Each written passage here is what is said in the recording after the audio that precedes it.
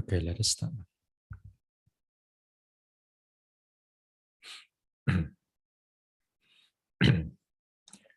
Kayena vacha chittena pamadena maya katang achayang kamame bante buri panya tathagata Kayena vacha chittena pamadena maya katang achayang kamame dhamma sanditika akalika Kayena vacha chittena pamadena maya katang achayang kamame sangha supatipanna anuttara sadhu Namo tassa bhagavato arahato samma sambuddhassa.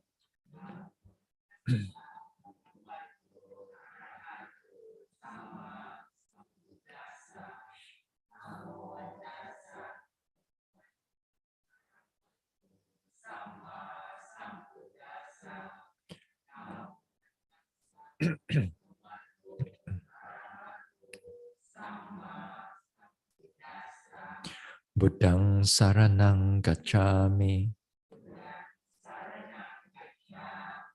Dhammang saranang gacchami. Sanghang saranang gacchami.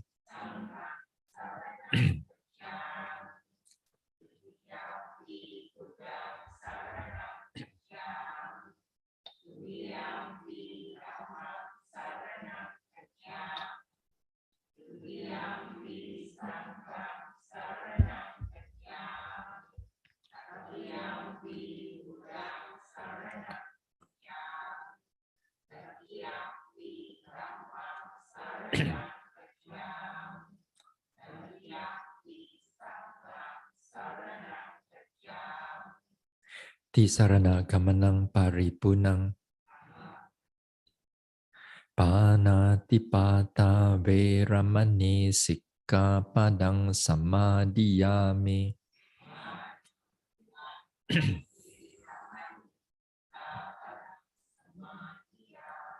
Adina dana veramani sikkhapadang samadhiyami.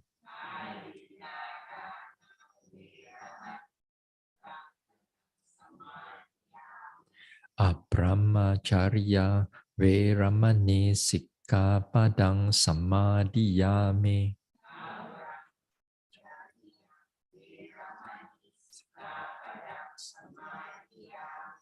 Musawada veramani sikkhapadang samadhiyami.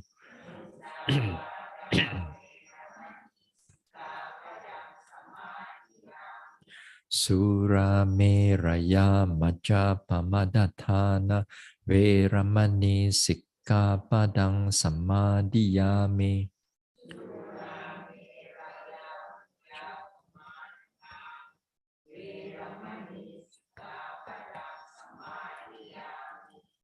Vikala bhojana veramani sikkhapadang samadhiyami.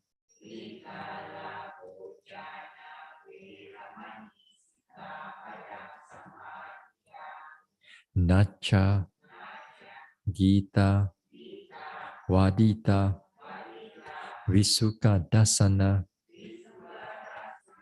Malaganda Vilepana Dharana Mandana Vibhusanatthana Veramani sikkhapadang samadhiyami.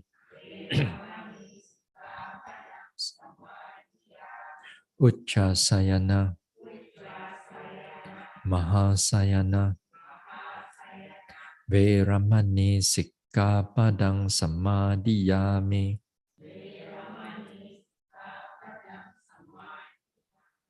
Idang me silang Magapala Nyanasa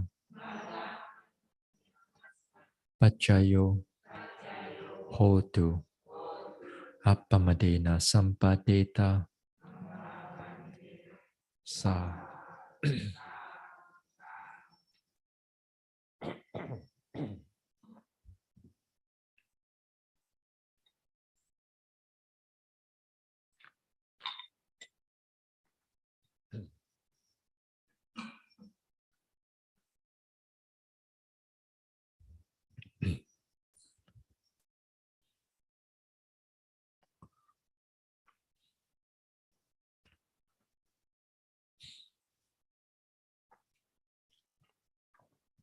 Okay, let us do some guided upeka before we start the talk.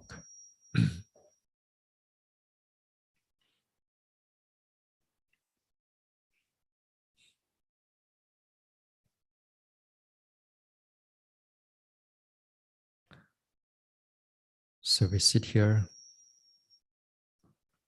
we let go of all the vipassana noting, let go of all its objects. Just keep the mind in the present, peaceful, calm, mindful, alert.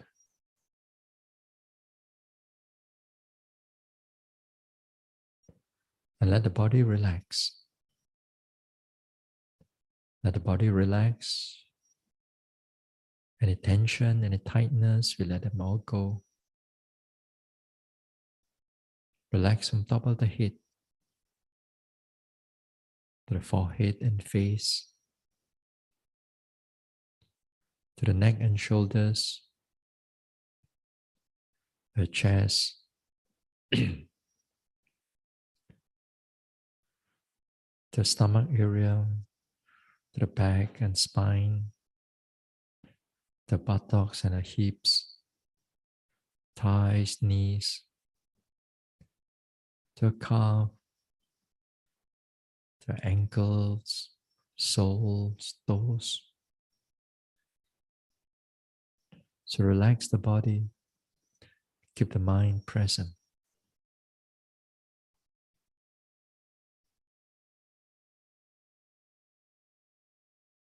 I am the owner of my own karma. I am the owner of my own karma.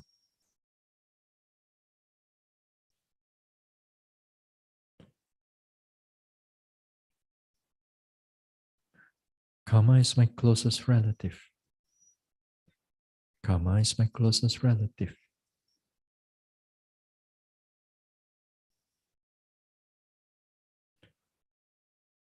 Whatever wholesome actions, speech, or thoughts that I've done in the past, then it will ripen in the present or in the future. And whatever unwholesome action, speech, or thoughts that I've done in the past, then it will give rise to unhappiness in the present or in the future.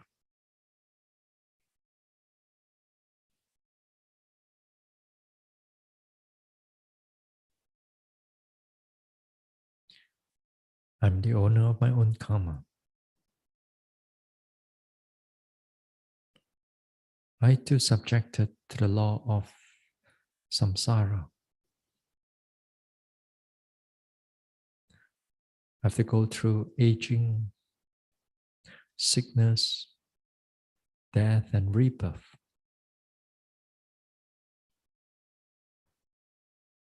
May I be able to accept all the truth, all this reality, without fear,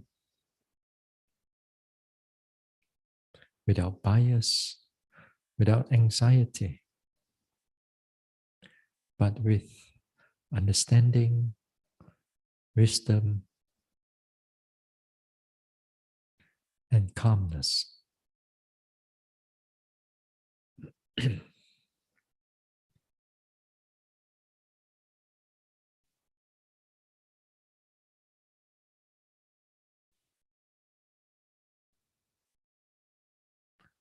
Now let us expand. Let us expand equanimity to all the beings around you. Monks, nuns, fellow yogis,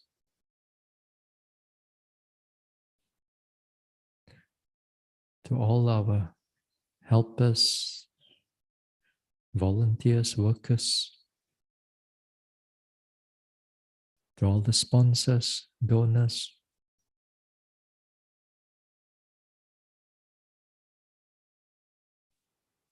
to all the garden devas of this center, to all other devas residing in this neighborhood, to all the petas, and to all the animals near or far, seen or unseen, big or small.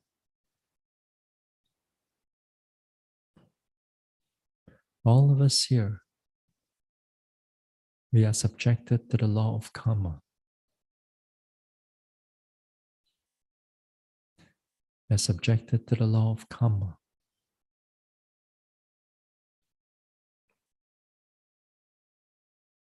We are the owners of our own actions, owners of our own karma.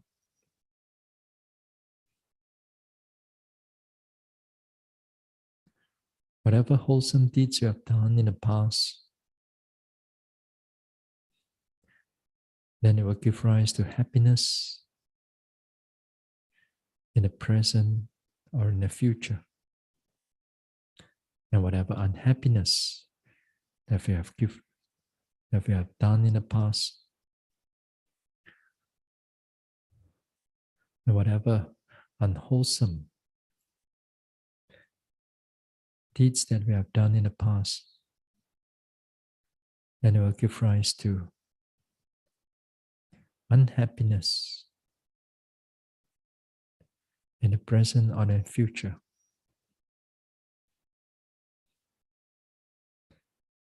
We are the owners of our own karma. We are the owners of our own karma.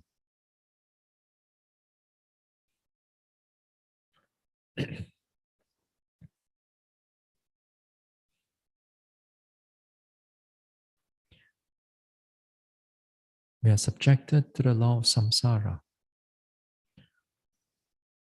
We are subjected to aging, sickness, death, and rebirth.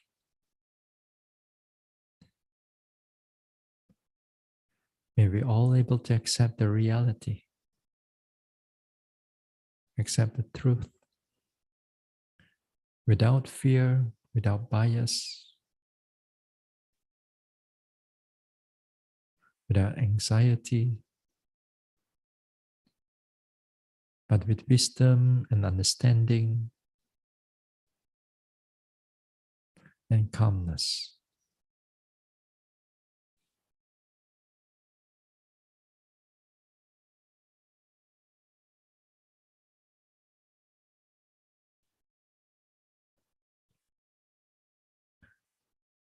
Now let us expand to all the beings in this country. May they be humans or non-humans. May they be devas or petas, animals, big, small, far or near, seen or unseen.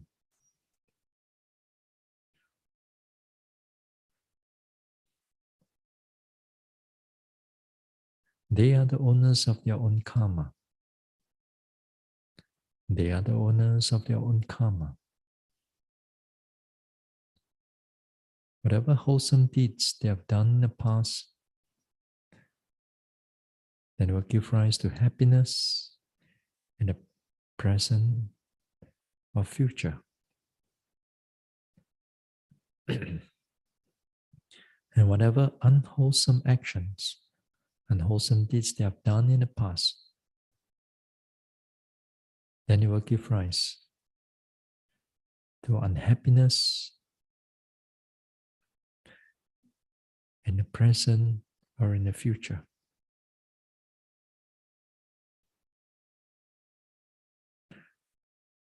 All beings in this country are subjected to the law of karma. They too are subjected to the law of samsara.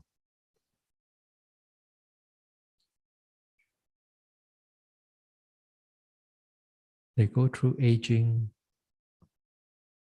sickness, illness, death, and rebirth. May I able to accept the truth, accept the reality without fear, without bias, without anxiety, but with wisdom, understanding, and calmness.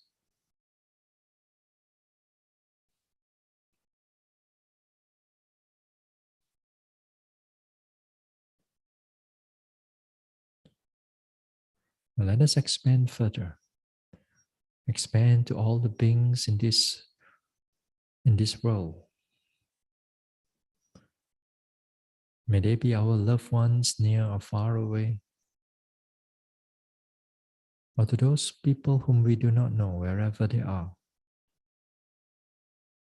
or to those whom we dislike, or those who dislike us.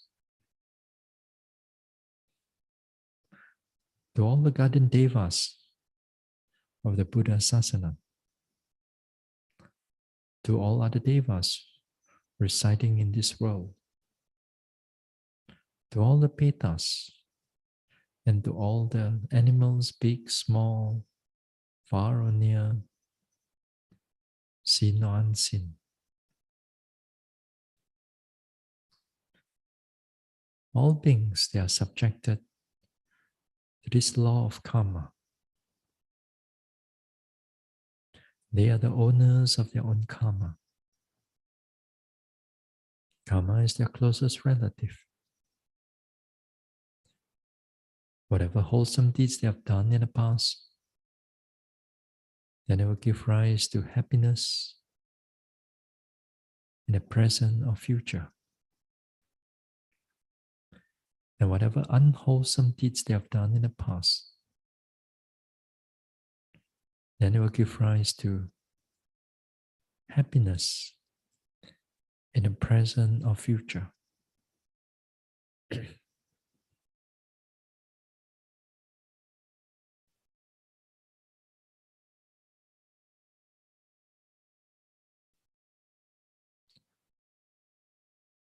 All beings in this world subjected to the law of karma. They too are subjected to the law of samsara. They go through aging, sickness, death, and rebirth.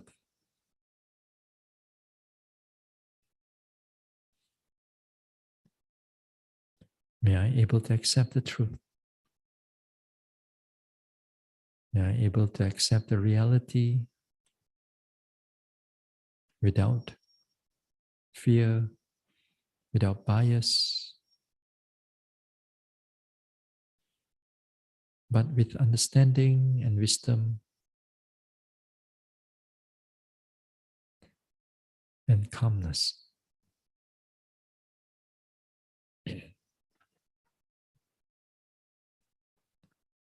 Now let us expand, reaching out to all beings without exception. Reaching out to all beings without exception without condition, without bias. To all the beings in this universe or universes, to all the beings from the highest planes to the lowest planes of existence, to all the beings in all the world systems.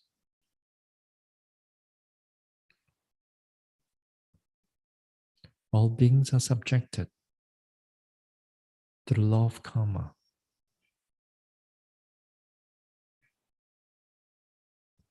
They are the owners of their own karma. Karma is their closest relative. Whatever wholesome deeds they have done in the past, then will give rise to happiness in the present or in the future. And whatever unwholesome deeds they have done in the past,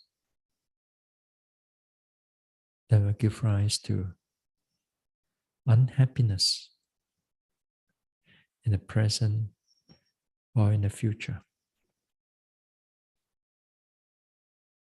They are the owners of their own karma. They too are subjected to the law of samsara. They go through aging or sickness, death, and rebirth.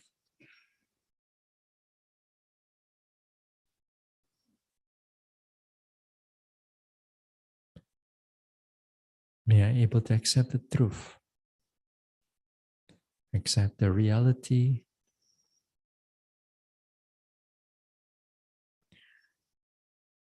without fear, without anxiety, without bias. May I accept the truth with understanding, with wisdom, and calmness.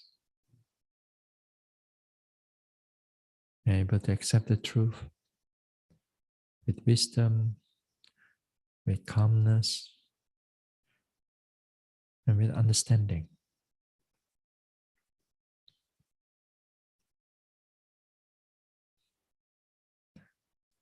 Now let us let go of the reflection.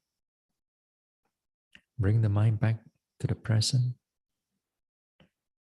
to feel the body here and now. Feel the rise and fall of the abdomen. Then we can slowly open our eyes.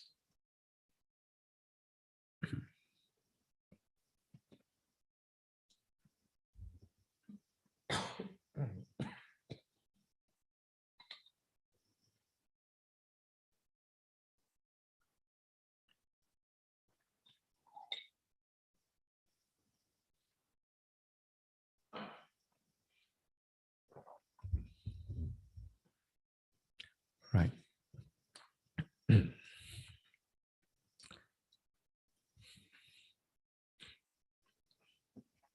So,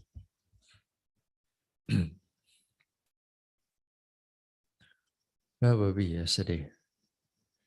Yeah, we were at the Equanimity Sankara Upeka. As I said, this time when we reach to the just before enlightenment, then the equanimity, this equanimity becomes very prominent, very clear, and is equanimous with all formations, all sankhara. Sankhara of the body or sankhara of the mind, formation of the body or formations of the mind, or other words, mental process or physical processes. So the mind is very stable at that time. Whatever that affects you in the past, then at Sankaropeka, this thing, if they arises, the mind is not affected at all.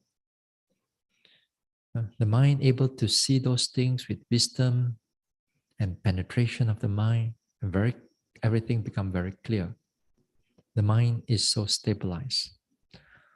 Uh, in the past, I talk about some like we have a lot of like sometimes certain fear, certain phobia, a certain sadness issue that very connected to our perhaps loved one, somebody died and somebody passed away. And every time we think about those things, this type of mental state arises, very strong. But when we're able to come to Sankhara Upeka, this plays totally a different game.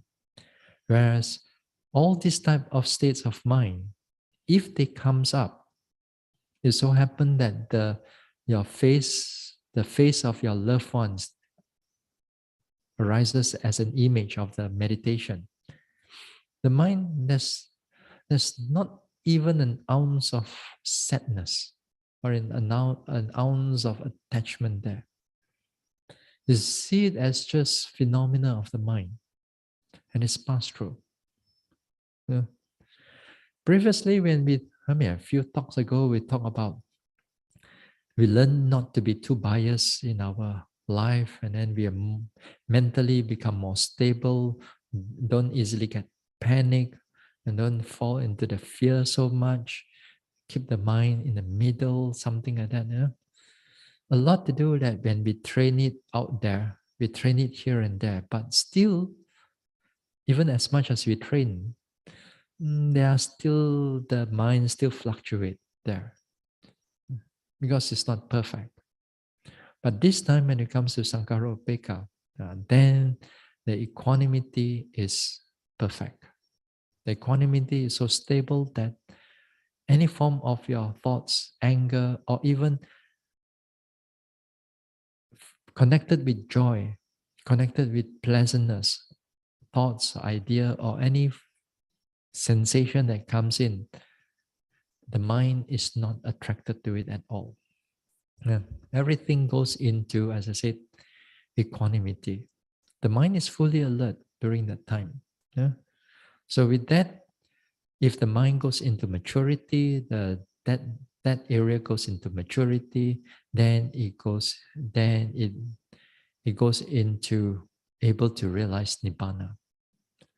But that area, as I said, Sankhara Upeka, this area, it's very difficult how one can attain enlightenment or not. So as I said, it depends on many other factors, whether what sort of what sort of uh, aditana that you have put in your past, in your previous lives, and if whatever, like you see the Buddha also, a Bodhisattva. Bodhisattva is not enlightened. If they're enlightened, they cannot be Bodhisattva. So they're always Puthujjana until their last life. Yeah. But they are well trained in the mind. Yeah. The mind reached up to the very high. So all they need is to more training on it in the last life, and that's it. Yeah. Uh, so so until there, if the mind matures, then it can able to enter and realize nibbana. Now, in the Sankhara Upeka also, the equanimity becomes prominent, one thing. But the other one also becomes prominent, which I did not mention yesterday. It's also anatta. Anatta, perception of anatta becomes really prominent at that time. Yeah? Before that, let me go to this one. Now, before that, as I talk about before Sankhara Upeka, that's where all the dukkha there, right? A lot of your dukkha, because of the formations of the changes, the processes, you look at them, so much dukkha arises in various ways.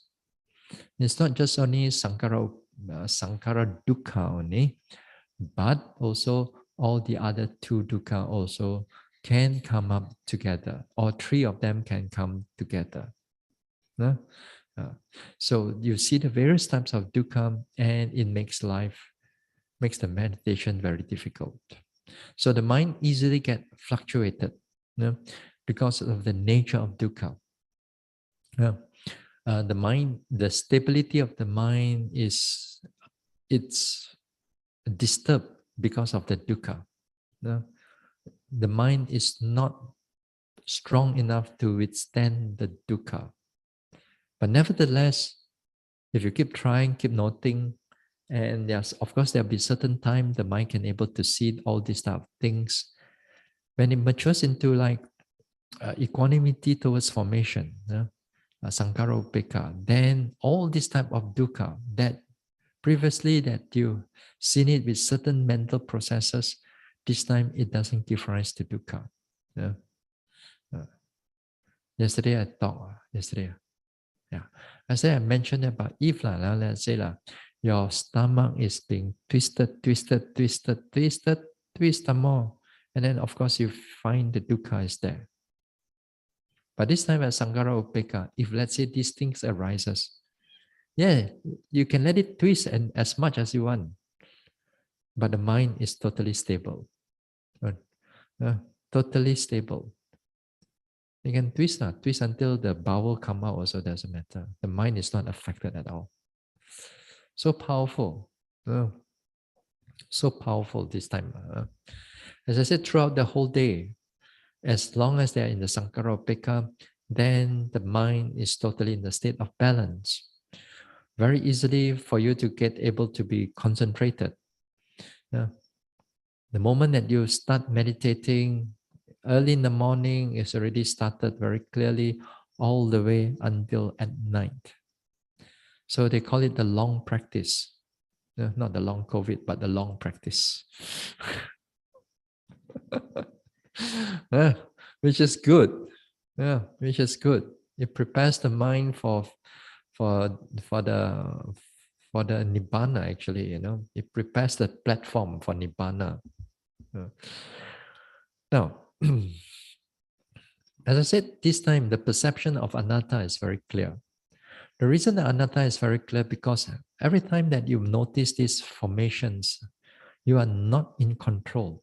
And very clearly at that time, objects changes on their own. You have no idea how the object is going to change. But sometimes for some yogis, they may even know just a microsecond or a millisecond or a nanosecond before something change, the mind already knows it. Say for example, like here, you sit down and then you're not rising and falling, and then suddenly it goes sideways, suddenly it go up and down. Does the mind know that before it's going to change? It does not know. It already changes, it already moves, already the mind already from let's say the pain arises, then the mind from rising and falling, you switch over to the pain. To us, we look things like that, go like that, no, what's the big deal? But when your mind is much more sharper, especially like in Sankhara Upekkha, some yogis, if the wisdom factor is strong, then even before the mind switch over to the pain, the mind knows it already. Just that millisecond, that's microsecond, the mind knows that what it's going to do there. It's going to change over to this one. The mind knows that that within this rising and falling, however that is going to move, whichever direction is going to move, however your experience going through right now, the mind knows it first. Just a millisecond. But can we see it? We cannot see it yet. Now all these type of things are even sometimes if you are walking, lifting, pushing, dropping, and then all, let's say, all the vibration that's coming in. And sometimes some of you may experience the walking as like going sideways a little bit, a little bit of pushing there, a little bit there, here. Every little movement, the mind knows it already. So the mind is the forerunner of all Dhamma, of all things. That one is really true, It's not just in the Dhammapada only. It's happening right in front of us, inside us already. In other words. Yeah. Whereas a lot of time people can quote that Dhammapada thing, Dhammapada, the quotation, but it doesn't know how deep that this phrase can actually go. Yeah. Yeah. So therefore, the perception of anatta is like you are not in control. There's no I that is on control. Every single movement, the mind knows it. Every single movement, the mind knows it already. Every single tiny movement, the mind knows it already. So where's the I? Then there's no I there. So at that time, the perception of anatta becomes very clear to the yogi. If again here, especially if the wisdom power is strong for the yogi. Yeah? Some yogis, the wisdom power may not be that strong.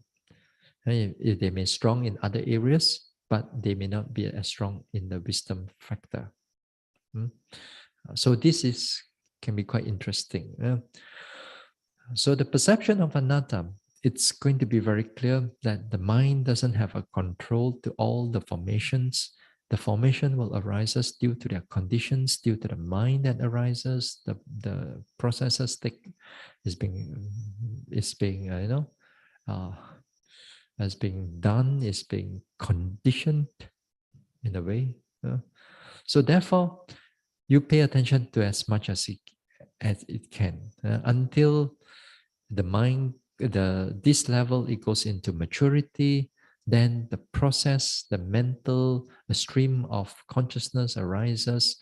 Then the enlightenment takes place. Enlightenment takes place means Magga takes the Nibbana as an object. Phala also take the Nibbana as an object. Other consciousness cannot take Nibbana as an object. Only Magga and Phala can take Nibbana as an object. Some people says that change of lineage also can able to because it's just next to it only. But honestly, that only one time only. It's Magga and Phala. Finally takes the this one as an object, Nibbana as object. Now we say take Nibbana as an object, just like your noting mind takes a body, a sensation of an object, or takes the mind as an object. Yeah? We use it in the same manner. The reason is that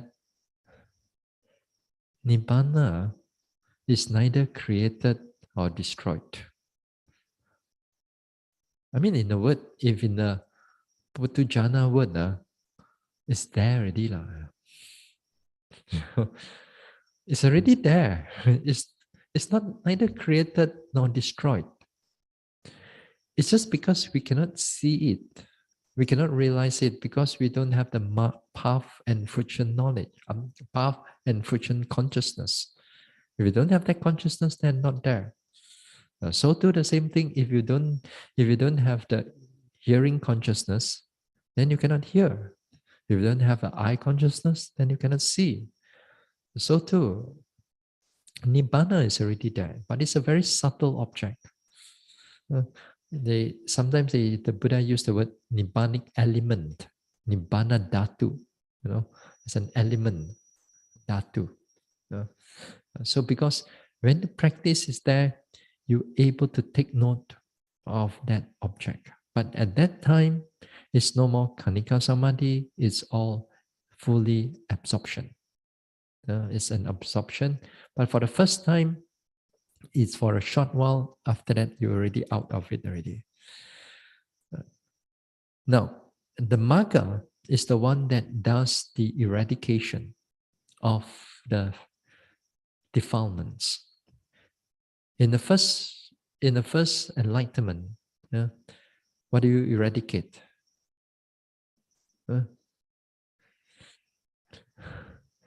You eradicate the skeptical doubt as one defilement. What's the second defilement? Wrong view is the second defilement, correct. Within this wrong view, it's divided into two. One wrong view is the personality view. I. No. It's not I. It's not the I thing. It's more like you believe that object, mind or bodily objects, they are having soul or permanency. Something there. You know? It's the personality view, they call it. You know? There's like a soul, like a this thing. That is the type of view that is being eradicated. And it's connected to the five aggregates. Yeah? But anyway, the second type of wrong view is eradicated. It's the view that is connected with the, they call it the fetters of Silabata Paramasa. The rites and rituals. You believe that certain rites and rituals that you perform, then you're going to give you enlightenment. Yeah. So a lot of people have that view, no, even within the Buddhist circle. Within the Buddhist circles, certain views are they sometimes they believe that if you have certain power, certain amulet, certain if you sit even if you sit near the Bodhi tree also, get enlightened faster. Really, man? So might as well buy a ticket, go to India straight away, duduk there, meditate the whole night, the whole day through, see whether you can get any enlightenment or not. A lot of upakilesa got actually. Yeah. Which is connected to sometimes they see lights here and there. Now, these two falls under wrong view. In the 10 fetters, this considered 3 fetters. Fetters of skeptical doubt, fetters of what? Of rites and rituals, and the fetters of personality view. These 3 are eradicated, but in terms of defilement, there are 2. Yeah? So the path does its object. The path do the eradication. When we say do the eradication, that time you have no defilement arises. It's not like, oh, defilement there, path there, then eradicate. It's not like that. Yeah, it's not like this. The defilement that is being eradicated is a latent defilement, not active defilement. If active defilement, then no nibbana already. How the nibbana and the process of enlightenment come in when there's desire is still there, the wrong view is still there. Because the mind is totally purified. But how does the eradication can take place? Because it takes place in the latent defilement. That means that time there's no defilement but latent. Latent here does not arise, but latent have the potential to arise when the conditions are there. Okay? That means right now, for example, as I said before, like in the past, do you have anger now? You don't have anger right now. Because right now, the anger, we call it in the latent tendency. It's a latent defilement. But tomorrow, let's say somebody make some noise, then the anger arises. Then the anger comes up in the mind or in the action, or in the speech. That one becomes active defilements already. They have active defilement. So they are active in the sense that they are already producing unwholesome karma. Whereas in the latent defilement, they don't produce any karma. If latent defilement keep on producing karma, then no need to get out samsara already. Because it keep on producing. So the latent defilements does not produce anything and it's not there. So while we are going through this process of enlightenment, the mind is totally purified. The path itself does its job of eradicating. Therefore, you don't even know that the path is done its job because it's just passing through. There's no defilement there at all. Yeah. So it's a lot of times when we talk about the 10 factors, the defilements are there. We are waiting for where is the path is going to eradicate that defilement. No, there's no fighting over it. Sometimes people thought that they meditate, they have a lot of defilements. Suddenly a vision comes in or a light comes in, it covers up all that defilement. Oh, free liao, free already. No lah, that's all upakilesa only. Yeah. So something like that, the path. So the friction here, that is the one that is going to arise again and again as you meditate further. And when you want to go into development or into absorption again, it's the friction consciousness. It's going to go like again and again, and then therefore you take the nibbana continuously. Not just one moment of time or 1 or 2 seconds, but for a long period of time. As you make the determination how long you want to sit. You sit 15 minutes, you want to be there for 1 hour, 2 hours, just to stay with Nibbana, then can. Yeah.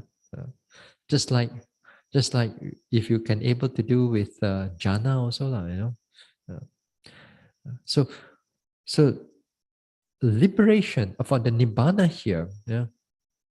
Now the thing is that Nibbana does not, again, realization of Nibbana after enlightenment, it does not come immediate.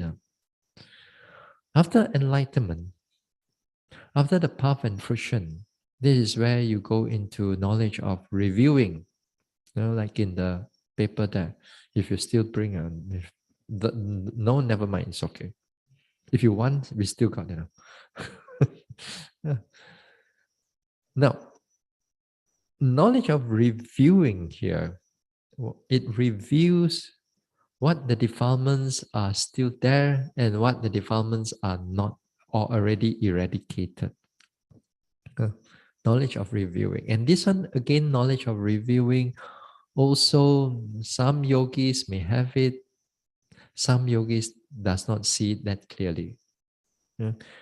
Here the reviewing here, for example, if the first path that you have passed through, then later part you can able to review what are the defilements are eradicated and what other defilements are remaining. Now, and that one we don't have to talk about it that much.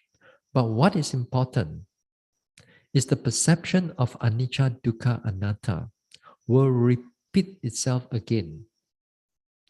Yeah. Don't think that whatever that anicca, dukkha, anatta that we've seen over here, until enlightenment, the first path, it's finished, Because all the way from Sotapanna, all the way to Arahantship, is repeating what you've seen from 4, 5, 6, 7, 8, 9, 10, 11, 12, 13, 14, 15, 16, again. Repeat everything all over again. Oh.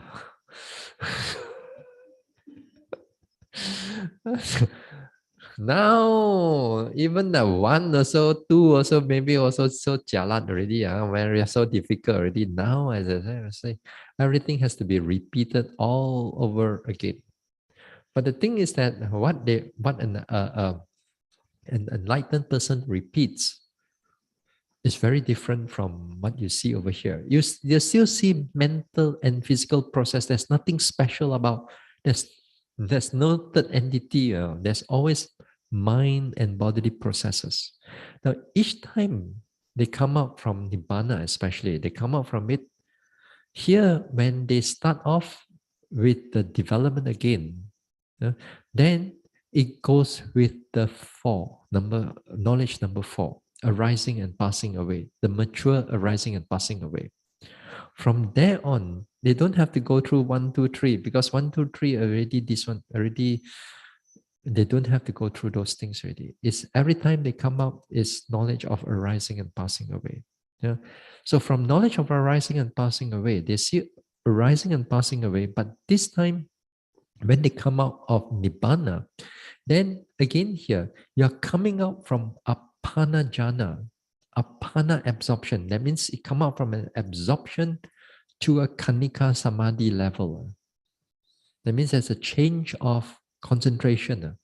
So the change of concentration here, so when there's a going back to Kanika Samadhi, because only at Kanika Samadhi you can see the process of arising and passing away. Absorption tak boleh, cannot. You have to come out to Kanika Samadhi. Therefore, that's why sometimes they say that after coming out of it, there is a as if like everything just tarik handbrake. Like before that was, sometimes for example, you're on a highway, you drive 110 kilometer an hour, then drive. Then after that, you come to a traffic jam, the highway. You move only 10 kilometer an hour, 5 kilometer an hour. Then you find that there's a difference between just now and suddenly you go slow. you know. So too in the practice also something like that. After the enlightenment, you go back to Kanika Samadhi, then everything feels slowed down again. But you still note arising and passing away. So you note the arising and passing away. That means, in other words, you're repeating on the perception of anicca again. The anicca again, repeat anicca again. Very quickly, it goes into dissolution. Quickly, it goes into fearfulness.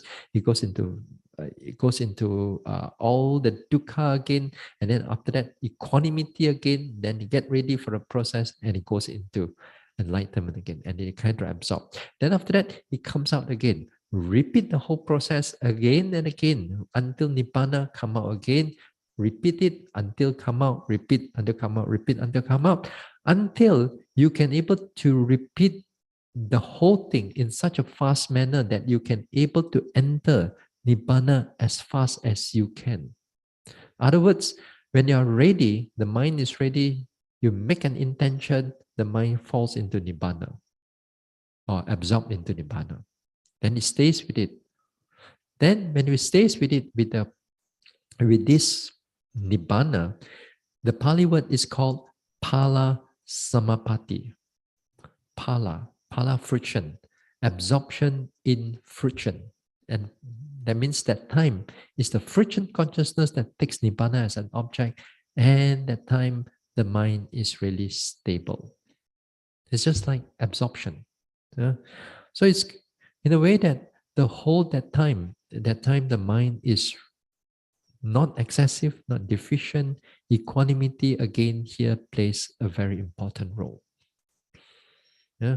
So equanimity plays an important role whenever the yogi enters or sees nibbana. The mind cannot be excessive or deficient, but only able to be truly in balance. Then it sees nibbana as an object. So this is how this one. Then they repeat this. They stay in that pala samapatti as long as they want. Then they come out and practice seeing anicca, dukkha, anatta all over again until I felt that enough lah, They feel that it is enough. Therefore, they set their sight for the next enlightenment. Yeah.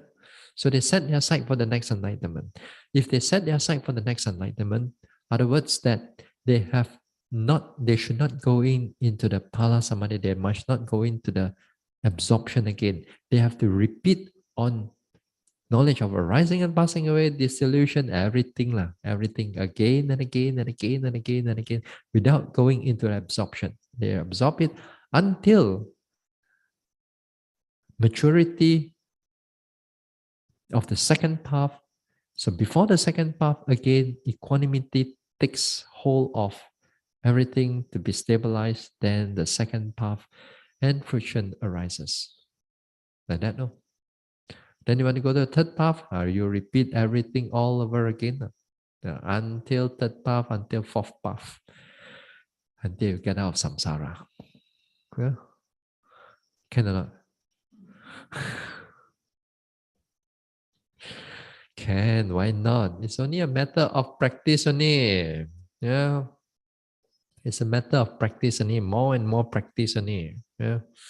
The Buddha didn't say that did not say that this Dharma is for special people, you know.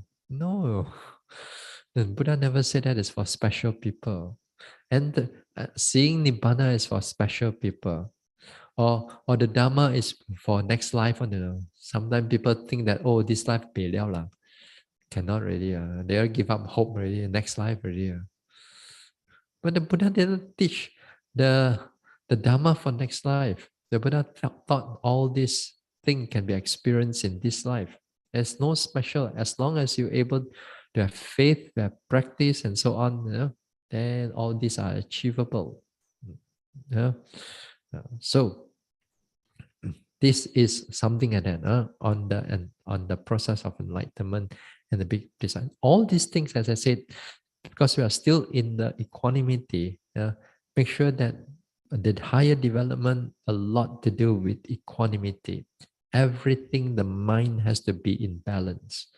So that's why the topic of balancing the faculties, sometimes I put a very, as I said, it's an area that we have to look into it very much, because you may not see the effect of it, but if you go into the deeper practice, it's the balancing of the mind is so important. As you go higher and higher, then it's quite important. All right. Now, we put this thing a little bit aside first. We come back to this one, because there's another area I want you to look at it as where the samatha and vipassana, they go hand in hand, you know, especially together with the first jhana, second jhana, third jhana of the samatha, and also the insight knowledge that's coming together. I mean, how they are going parallel, you know. Now, you see, in samatha, development of samatha, hold on now. In the development of samatha, we are taught that if you develop the samatha well, and if you do it rightly, then you enter the first jhana, second jhana, third jhana, fourth jhana, according to the sutta. If according to Abhidhamma, then it's first, second, third, fourth, fifth. Material jhana. Let's talk about material jhana. Now, in the material jhana, the first jhana, again, the Buddha mentioned many things in the text. If go through the Sutta method, then you have the 5 factors, right? What are the 5 factors of jhana? Then you have vitakka, vichara, piti, sukha, and ekagata. Vitakka is the initial application. Vichara is the sustained application. Initial application is what you are doing. You know, sometimes you direct the mind to the object. You direct the mind to the object. How you direct the mind to the object? We use, like, for example, labeling. Labeling, when you label this thing, you direct it to the object. Vitakalo, that one. Vichara means that you sustain on the object. That means there's a more continuity on the object that you can able to notice the thing. Yeah? So vitaka, vichara, piti. Piti is the rapture or joy. Then you have the sukha, which is the pleasant feelings, okay, which is different from piti. Piti is, as I said, that time is fall under the fourth aggregate, whereas the sukha falls under the second aggregate and under feelings. And then you have ekagata. Ekagata is another word for concentration, or directly translated as one-pointedness. Now, in the jhana, you come out from the jhana. If the mind is sharp enough, samatha, let's say, if the mind is sharp enough, you can able to distinguish the vitaka, vichara, piti, sukha, ekagata. But in the first jhana, what you will see more prominent is this vitaka and vichara will be more prominent compared to the other three. Okay, although the other three is still there, but the first one, the second one is more prominent. In the second jhana, let's say from the Sutanta point of view, if it's from a second jhana, then vitaka and vichara is already gone. And then it leaves what? Piti, sukha, and ekagata, the other three at the second jhana. But now is the piti, is the rapture, is the joy that is more prominent compared to the other two. Right? Then if you can able to go higher jhana, then you come out from that jhana, you come out from the third jhana, from a sutta method, then piti no more, but that time pleasant feelings becomes predominant compared to ekagata. But then at the third jhana, although the pleasant feeling is there, actually, in a way that the pleasant feeling is neither too much or too little. It's very well balanced. It's a very well balanced, pleasant feelings at that time. Like what we call the day I gave the 10 upeka, 10 types of upeka. One of it is feeling upeka. Vedana upeka. The Vedana type of upeka, that means no, that one is feeling. That one. This one is pleasant feeling. Sorry, this one is pleasant feeling, but it is well balanced feeling. It's a well balanced pleasant feeling, neither excessive nor too little. And that time, this third jhana is what the Buddha recommend, that actually mentioned a number of times in the suttas also, that this is a kind of a dwelling for those who have or enlightened and so on. A place that they like to dwell. That means the mind likes to dwell. Viharati. It likes to dwell. Compared to the next jhana, the fourth jhana. Although the fourth jhana is higher, which is at that time, the mind is totally equanimous, purified. The equanimity is totally purified. It's there, but it's totally purified. But according to the Buddha in the suttas, that is the third jhana from the Sutanta point of view, that this third jhana is more for the noble ones to dwell. That means when they meditate, they go into the third jhana better than the fourth jhana. Why is that so? And again here, because of the pleasant feelings. Not that they're attached to the pleasant feelings, but when you meditate with the third jhana and you're able to dwell with the third jhana with the pleasant feeling, then all your stress, all your anxiety, all eliminated. Yeah. All at least for that time. For that time. Mentally so pleasant. Purified type of pleasant feelings. So it's so easy to dwell inside that. And then you pass your time very quickly only. Because monk got nothing else to do. Got no work to do. At that time, of course, no phone, no nothing. There's nothing else to do. So they dwell inside there. So they dwell inside there, the mind is very calm. So they say, even with that, the Buddha says they dwell with equanimity. Although it's pleasant feeling, but they dwell in equanimity. Because it's of a very purified type of pleasant feeling inside there. So if we are keen enough to look into the sutta, but because sometimes I read about it, I know what is going on, but I don't need to go and extract everything and give it to print out for all of you. Go back and read. Go back and read. Now, as I said, when it goes into the higher jhana and it goes into the fourth jhana, then it's only equanimity and the concentration is there. The mind is fully, because all the pleasantness and everything is gone.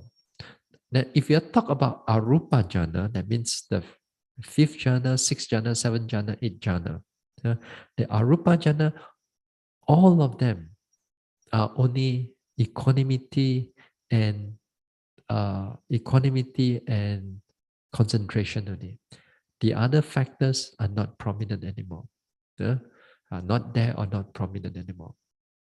Okay, so the higher you go in all the arupas jhana is only equanimity and this one.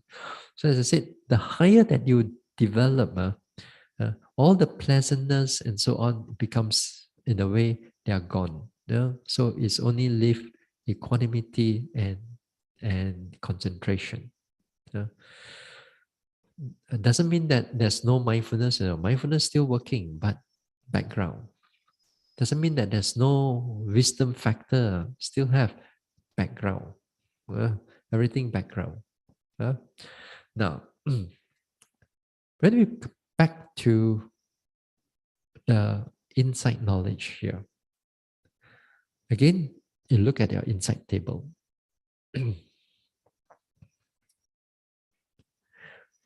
Now, in the insight knowledge,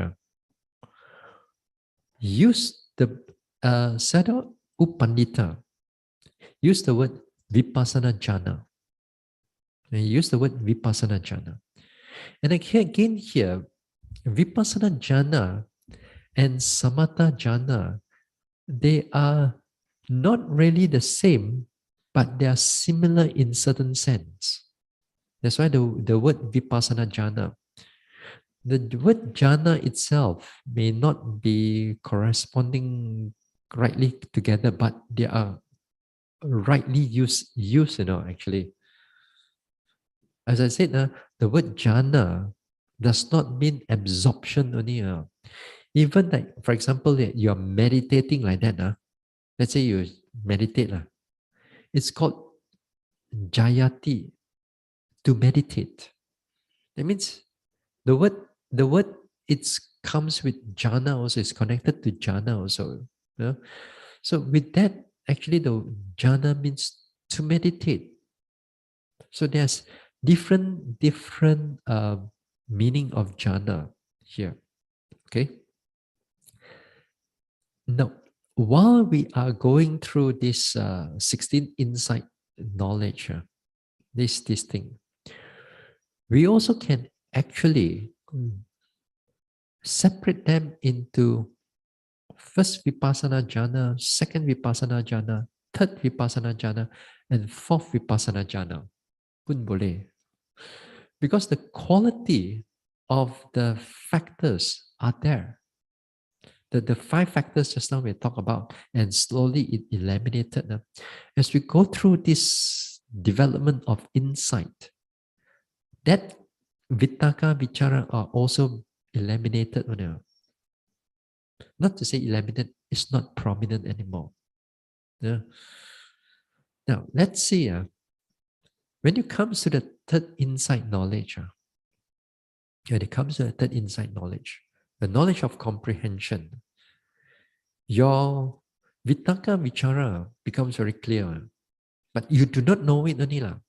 Because of your object are changing and all that. Because that's why we don't use the word vipassana jhana that much. We are not too worried about the quality of vitaka, vichara, piti, eka, kata, sukha. We are more interested in the characteristic of the object. Okay? We are more interested in the characteristic of the object, how the object are changing, moving this way, that way. That one is more important. But while you're noting in those objects are changing, then the factors, these five factors that when you come into the knowledge of comprehension, they can be there quite clearly, if you know how to pay attention to them, So that means while you're able to meditate that time, very quickly the mind knows how to look for object already. You sit down, object already started already. Pipi papa. You start walking already. You don't have to like in the past. Where is it the object? How come not already rising, falling, not there one? Then you can look. There. If like that, that means the vitaka vichara not about you're about to mature, You're about coming up to maturity. But when it comes to the third insight, you sit down, object already start changing already, start changing here and there. You sit down, already there, sit down, already there.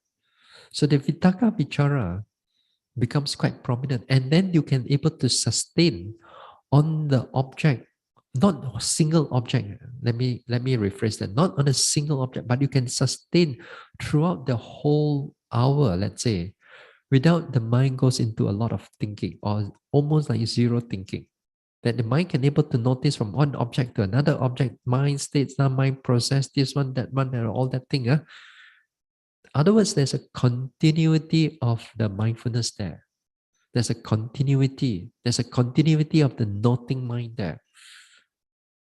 Okay, so the continuity, that means the vitaka, vichara is there, So the mind knows how to take note of the object so clearly.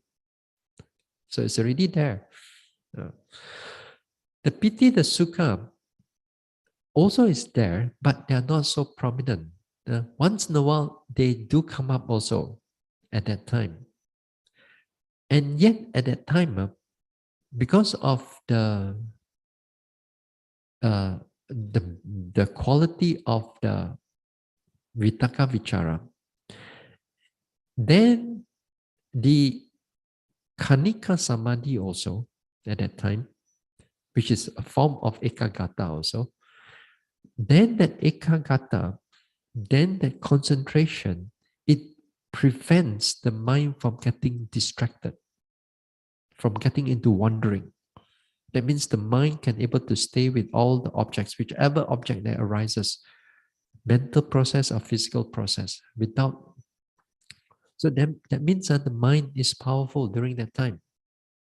Okay, so with that, sometimes they call it the vipassana jhanic factors are there, but not the consciousness.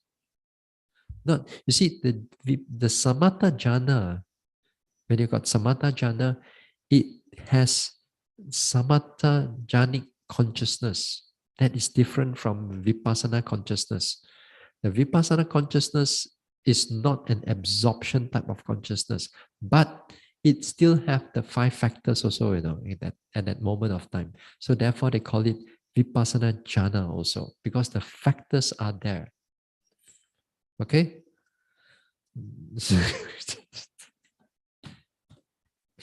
Just meditate, just meditate. Don't worry about all these things. Because that time, what is good is that the mind doesn't get distracted. The mind can meditate. And because of that, if you look at this long enough, you know that the jhanic factors are there, and it's parallel to the development of samatha. So because if you're able to do samatha and able to do vipassana, you can see the parallelness of both things are going together, right? So when you go second jhana of vipassana, then it is where the piti becomes clear. So where is the piti? At the knowledge of a mature knowledge of or tender knowledge somewhere there lah. As I said, the piti comes up as vipassana upakilesa, right?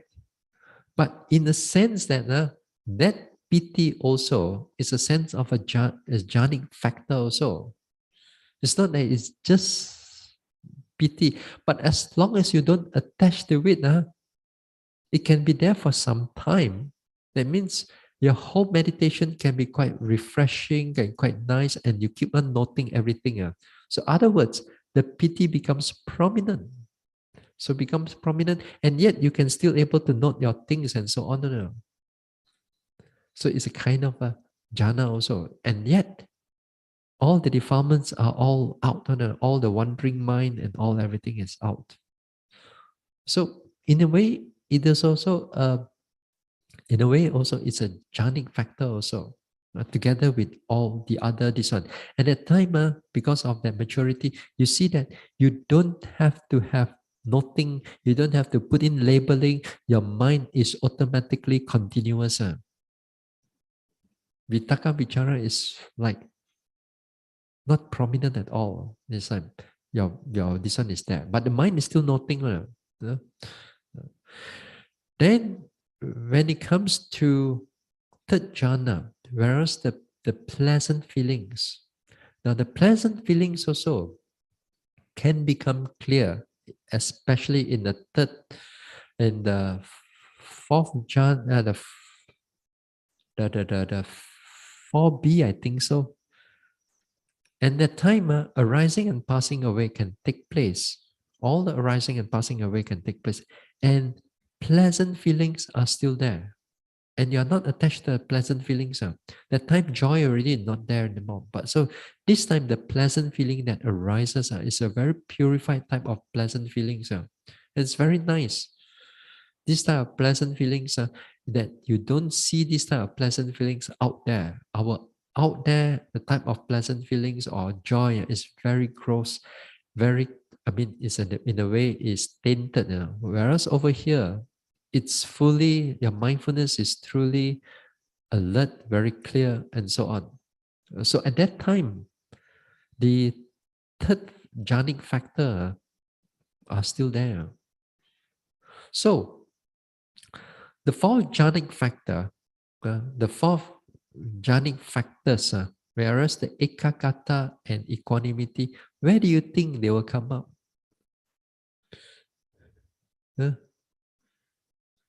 Look at your paper lah. It's already the answer also there already.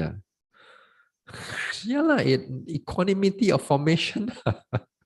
Because at that one, the equanimity becomes at the topmost, at the very clear, and the concentration is so deep, and so everything is become very clear to you. So that quality of the fourth jhanic factor is there. So when he uses the word jhana, vipassana jhana, a lot of time, devotees and even meditators also get confused. That's why I don't want to use so much of the jhanic factors here, but I know what he's talking about. It's the factor is there, because as you go through the insight, the factors becomes quite prominent to you. As I said, we don't look into the factors so much, but we note the object much better because we are looking in the characteristics of the object, not just the mental, not the factor that notes the object. So here, as you grow, as you develop into it, the jhanic factors are very clear also in the progress of insight. It's other words, it's very parallel to the samatha development. Yeah? So don't underestimate the nature of insight. Sometimes people think that this Kanika Samadhi and all that thing is not a powerful, strong, or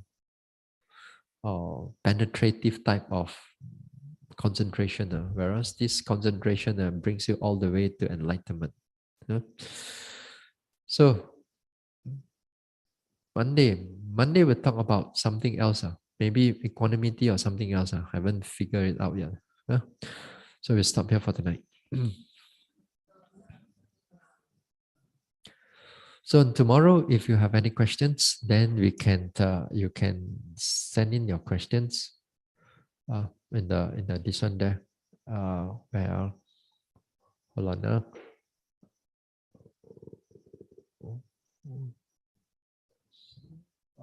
Hold on. Yeah. Hey, wait, hold on. For those who are online, where is Sister Hun Ling's? Yeah, who's still in contact? Okay. Let me share something for all of you.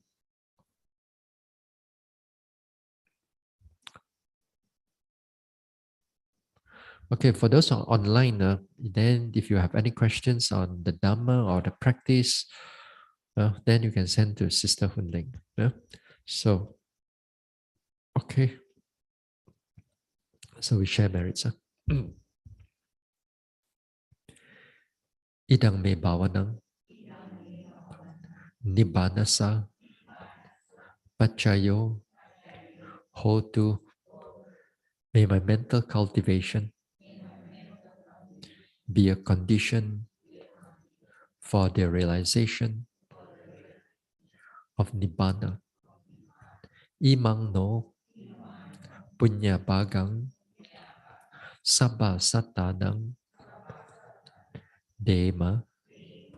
We share these merits with our departed ones, with all beings and all the devas. Sabbe satta sukhi hontu anumodantu. May all beings be happy. May they rejoice in these merits.